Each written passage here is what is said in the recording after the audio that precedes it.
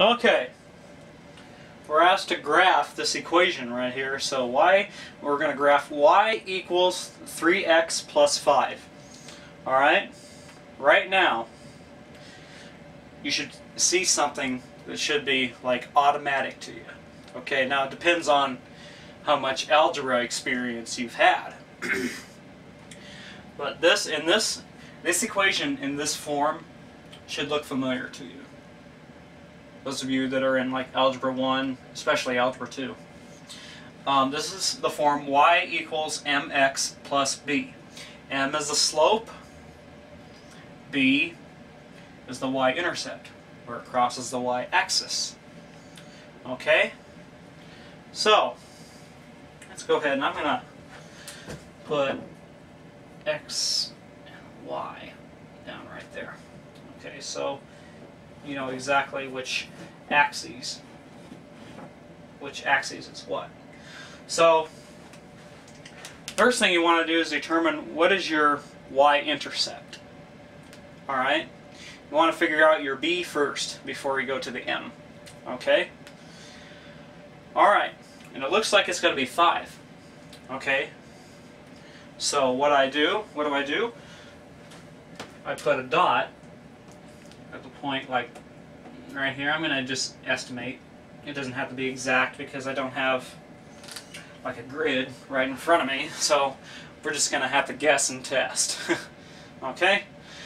Now at this point, 3x, well actually in this case just 3, okay?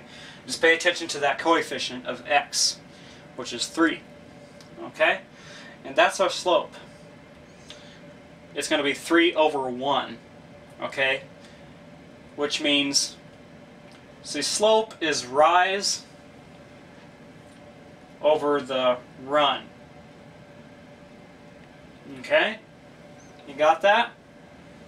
Okay, so what I want to do is to stay on this graph, which I'd like to do. You got to realize that, you know, there's actually a couple ways you can go. You can go up 3 and over to the right 1, or you can go down 3 and left 1 point. And let me illustrate this even more. Okay? So you got to realize that -3 over -1 is the exact same thing as 3 over 1. And the reason for that is because a negative divided by a negative equals a positive. Okay? So they mean the same thing. You can go either way. Okay? I'm going to choose to go in the negative direction because I want to stay on the graph.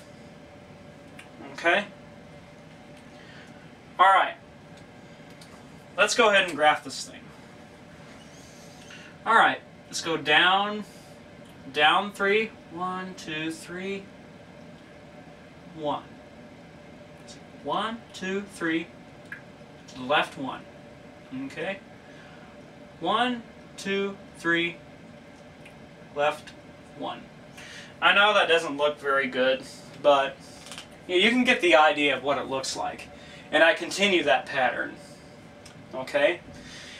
And once you get to this point, what you do is just draw a line like this. Preferably you'd need a ruler, but you can get the idea here. And I'm going to put arrows on this line. And what the arrows indicate is that this line goes on forever and ever and ever. There's infinite solutions to that equation. Okay? So there's no restrictions on the domain or anything, and we'll talk about that later when we get into functions. But all this means is it's showing you all solutions. Okay? Well, there's your graph, and I hope this helped. If you have any questions, feel free to ask me.